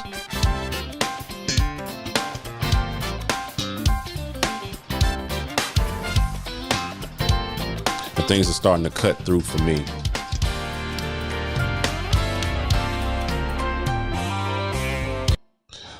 All right, so feels good. I think I'm about done with these. I mean, the kick sounds really good. I really didn't have to do anything to the kick, so we really don't need anything on this channel. Just a little bit of VMR. That's just little bit of saturation put on there. On the drum bus itself, I also have this. I like to put this on here. It's a nice little spreader. T-Rex quad imager, and any imager will work for that matter. And it's not even really doing a whole lot. It's just to widen the set out a little bit. And let me show you what I'm talking about. It just spreads it out just a little bit, gives it a more wider perspective. So if I bypass it,